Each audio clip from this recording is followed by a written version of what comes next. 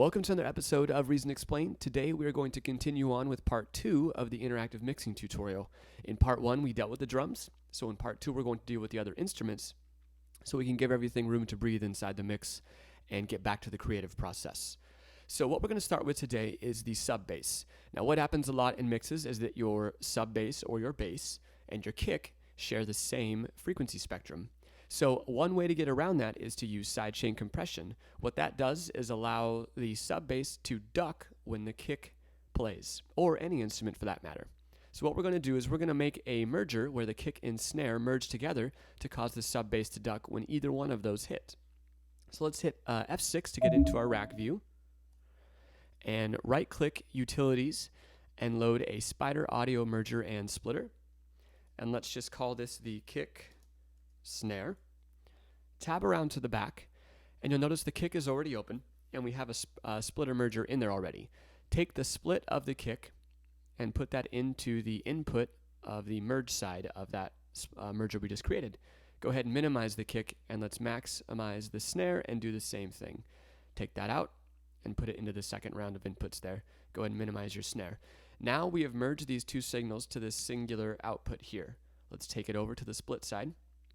And let's go ahead and wire that in to the dynamics sidechain input. Tab back around and let's hit F5 to get up to our mixer and then click on our dynamics section so we can get up top.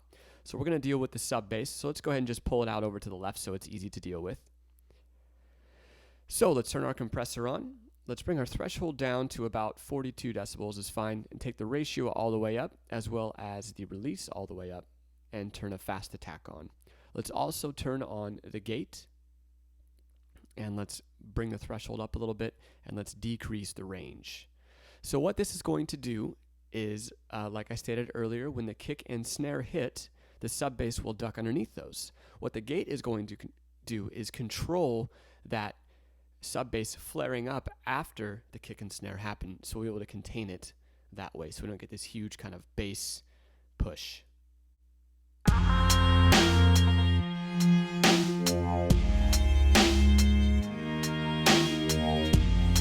Now let's just solo it and hear what we hear.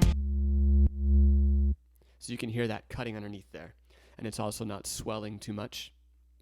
So now we can start looking at the frequency side of things in regards to this sub bass. So let's go ahead and have a quick listen and let's look over here. So we know that it's a sub bass, so between basically 0 and 100 we're going to notice some work, as well as around 240 hertz, which is what we dealt with in some of the other instruments in part 1, which is where our muddiness can be located, or presence in the low end. So as we expected, we see those there. So let's go up to our filter section of the EQ. Let's turn on a high pass filter and let's roll everything off from about 40 hertz and down. And what that's going to do is just kind of clean up that sub-region a little bit. We may end up giving a little bit more in the future, but for now I'm going to go ahead and hold it there. Now let's look at our EQ section. We'll turn that on and let's start at about 240 hertz or so, maybe a little bit above that. And let's widen our EQ a little bit to get some of the adjacent frequencies. And let's go ahead and cut by a lot and let's see what that does. Or if we give it, it almost rattles my speakers here as we give more. So I'm just going to do a slight cut there just to kind of take some of that presence back. And as we move through and the song becomes more advanced, we may go ahead and bring some of that back. But this is a good starting point to kind of look at.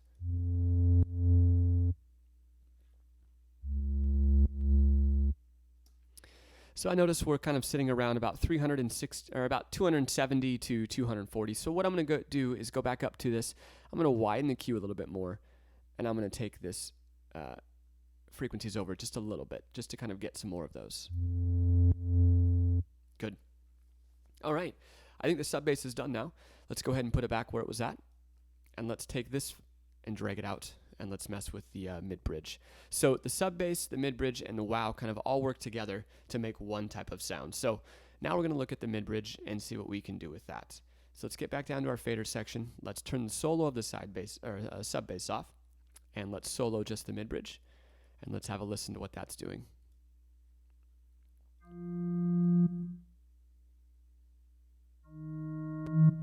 So it's not really an exciting sound at all, but it plays with the other two. So what we need to do is look at its frequency profile to get an idea of what we should mess with. So I can tell right now that we've messed with the 240 hertz range with a lot of the other instruments. It's definitely kind of rumbly in there. So we can look to 150 hertz to 240 hertz to kind of see how we can either bring some more of that out or take some of that away. And then moving on, we can look around the 500 hertz range and see if there's some more that we can add in there to kind of pick up some of the overtones.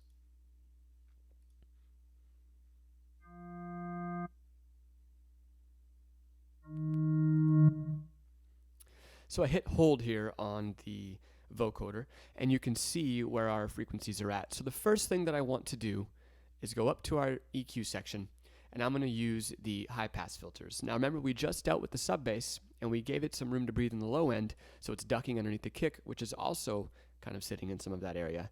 So I want to make sure that the mid-bridge is not competing in there.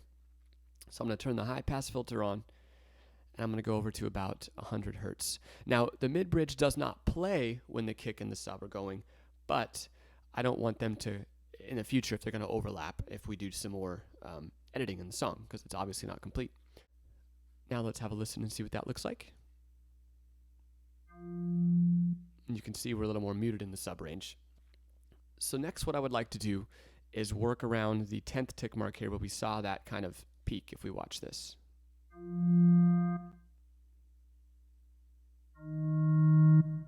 Good.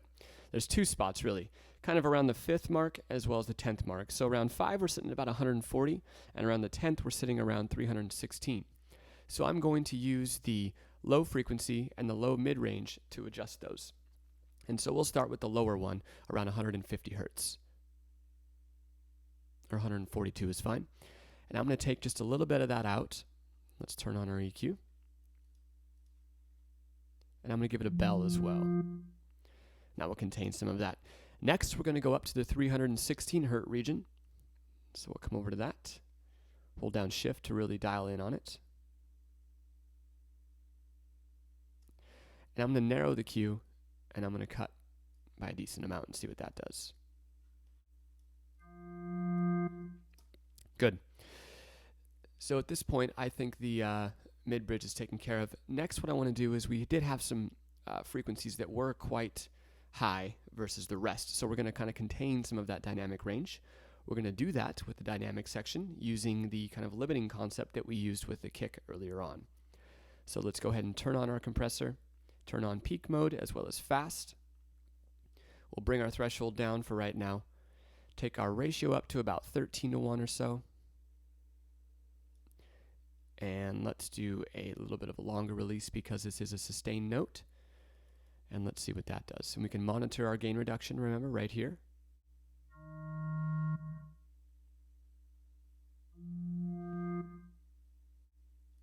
All right. So I'm happy with that at this point. Let's go ahead and take our mid-bridge back. And just to kind of get some clarity again, let's go ahead and hit solo all off. Go back down to our fader section, and let's just have a listen to everything and see where we stand now.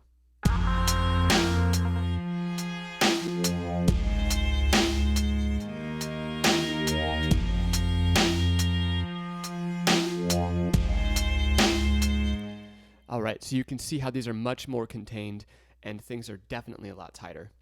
So next, let's go ahead and look at the wow sound that we have here. Let's solo that, and let's cue it up.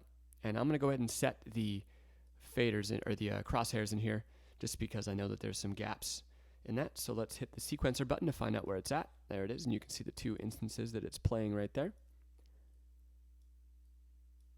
All right, and now it's just going to be on a loop, so we'll listen to it. Let's also look at our spectral analyzer and see what's going on here.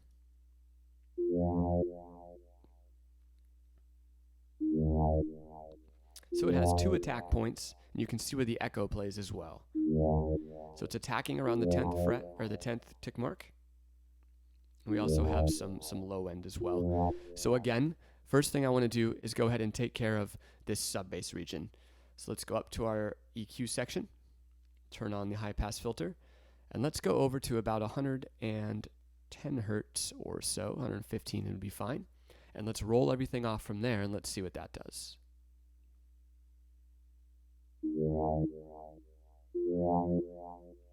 I may even roll off a little bit more. Let's go to about 130. Good. All right, next what I want to do is look at some of the EQ sections. So again, we had around this 10th tick mark, which was about 316 hertz. So let's go ahead and listen to that again and pay attention over here.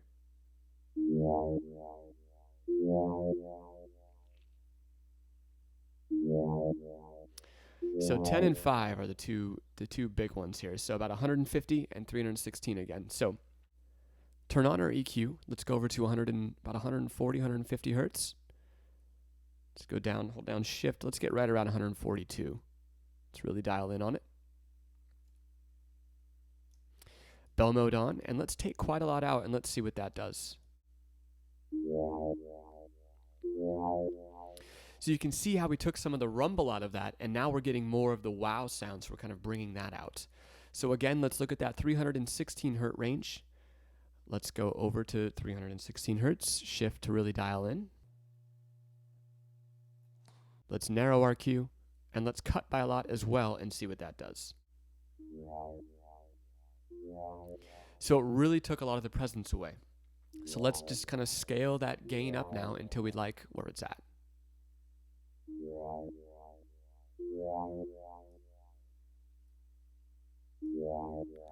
Okay, I like it right there, because what we're going to do is now accent this echo here, which sits about, I don't know, one tick mark under 510, which would be about 430 hertz to, I'd say, about 1,000 hertz. So let's just keep moving up the EQ channel strip here. Let's go over to 600 hertz. Let's widen that Q.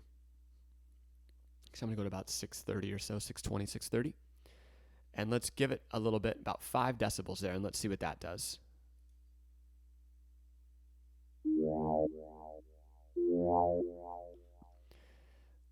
So I'm going to switch back and forth between the EQ on and off, and let's see what that sounds like.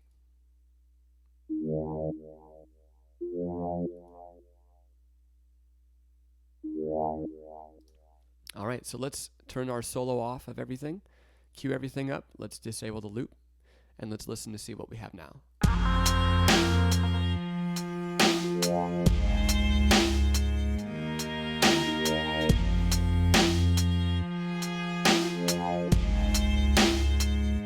It's great. So now we can hear all 3 of those individually. So let's go ahead and take our wow back. And now let's start looking at our strings. So let's go ahead and pull out the cello. Let's also pull out the violin too, because we'll kind of mess with these together because they're similar instruments. Let's go down to the fader section again, solo the cello. And let's go ahead and go back to our sequencer view real quick. Hit the sequence button just so we can get things queued up correctly. Turn the loop back on. And let's go ahead and look at our frequency profile of the cello and see what we can do with it.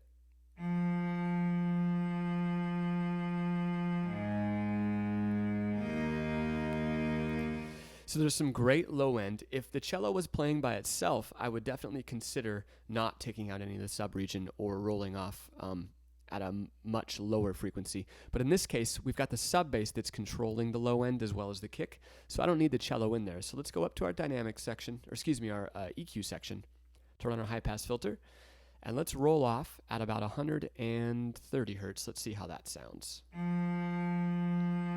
Good. Now we're getting more of the string sound, basically. Okay. Next up, what we want to do is we can look at that, again, 240 hertz range to see if we want to take any of the low-end presence in or out. I'll actually say a little bit lower, about the 6th tick mark, which is about 166 hertz or so. So I'm going to do kind of a wider area right in there. So let's go up here. Let's turn this on. Let's go over to about 200 hertz, which is in the middle of 160 and 240. Bell mode on, and let's go ahead and cut by about 3 decibels, and let's see what that does to the cello. And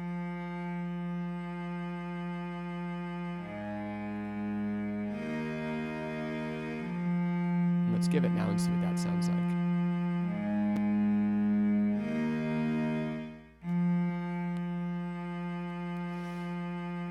I don't notice a huge difference either way, but I will err on the side of cutting back for right now.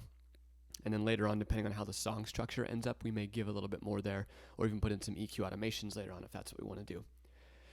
Next, what I want to do is start to accent the overtones of the cello. And one area we can really accent those is the 2.5 kilohertz to 5 kilohertz range.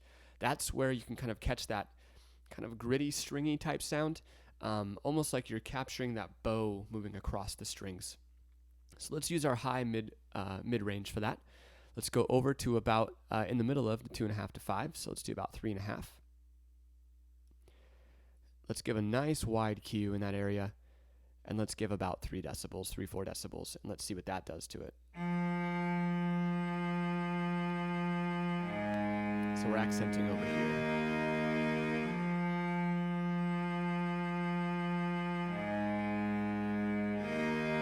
Now I want to give a little bit here around the 500 to 700 range, and so I'm going to do that with the low mid-range here.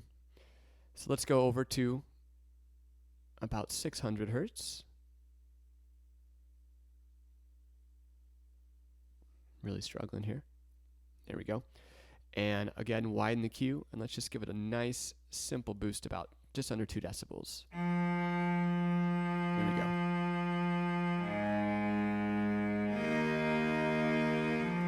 Great. So let's do one more thing, and let's go ahead and roll off just anything above about 10 kilohertz. About 11 kilohertz, just to kind of tighten up that frequency spectrum, because when we bring the violin in here in a second, you're going to see that it's really covering the high end from about 2.5 kilohertz and up. Now let's just go ahead and solo everything off, and let's see what that sounds like.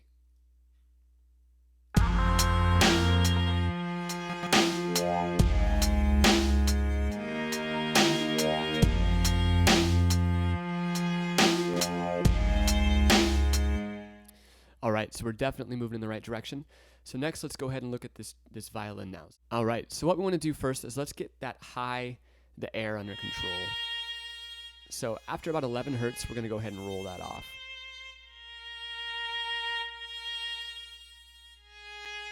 That's just going to get rid of some of that air.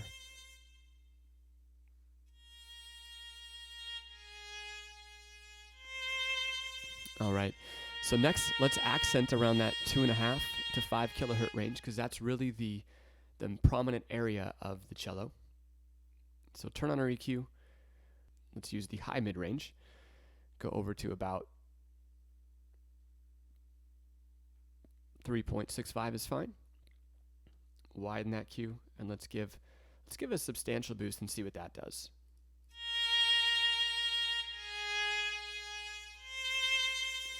Makes it a little too much. So what if we cut that?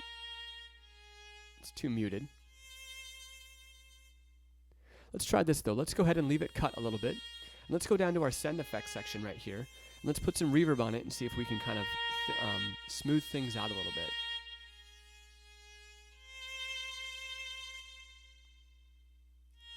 Maybe some echo as well.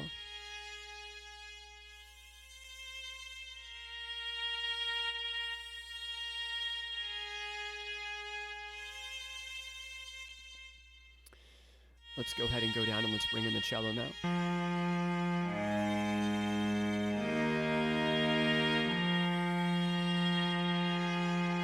Bring in our kick.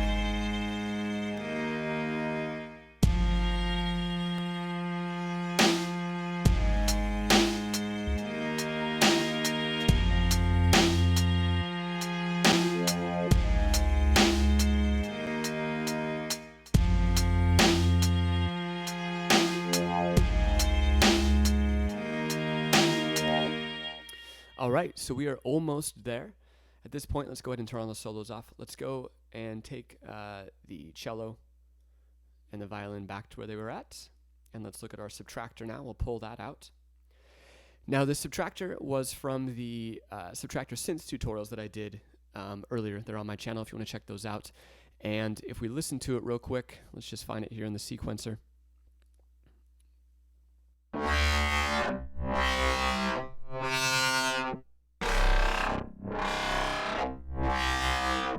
So it's a very strange instrument, basically.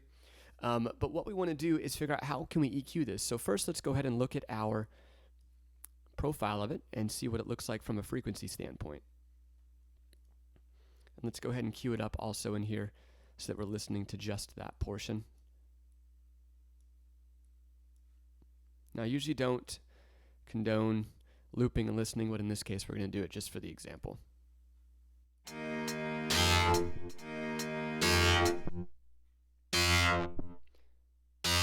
So you can see it's very rich across the board. So the first thing we want to do is get our low end under control, because again, we have other things handling the low end. So let's not worry about that with the Subtractor. So let's go ahead and turn on our high pass filter. Let's take it over to about 150 hertz, and let's see what that does. Okay. Next, what we want to do is use the dynamic section to kind of get things under control, and I'm going to use the limiter setting as well for this. So peak on, fast on. Let's do about a 650 millisecond release. Bring our threshold down. Let's take our ratio up to about 15:1 or so.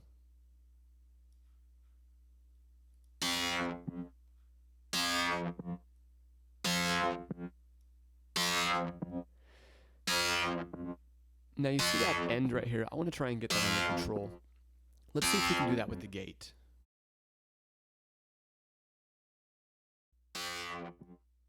All right, so at this point, I think that's all right. Let's again just look at the frequency profile one more time, see if we want to do any EQing to it right now. Everything's pretty even, so I'm just going to go ahead and leave that at this point. So the last thing we have to mess with is our sampler. Go to our sequencer view. It's right there. All right, and now let's go ahead and have a listen there. So it's just a vocal line that was been sampled, and then it's stuttered and things like that, so it has that stutter sound. So let's look at it from a frequency perspective and see what we can do with it.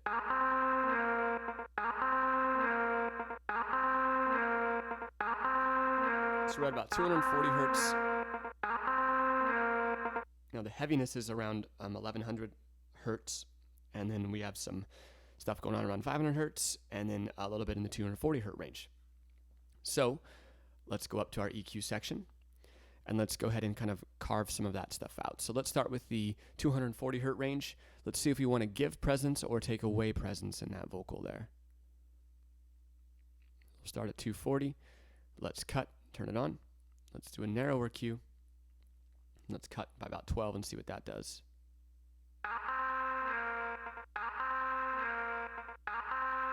It definitely puts a lot more in the high end, but let's just see what happens if we add that around 2.5 kilohertz. We'll add about 3 decibels, widen that cue, and I'm going to go up above that. I'm going to go about 3.1.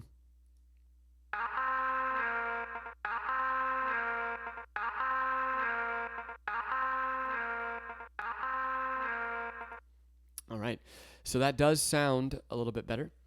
Let's go ahead and turn the solo off of everything. Let's turn our loop off as well, and let's have a listen to where we stand now.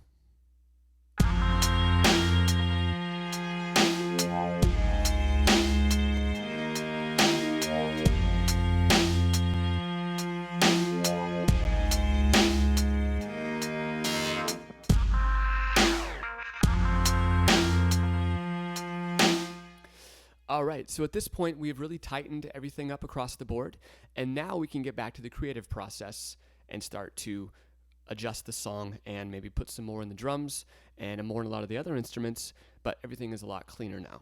As always, thanks for watching. If you have any questions, you can leave those in the comments section. Don't forget to subscribe.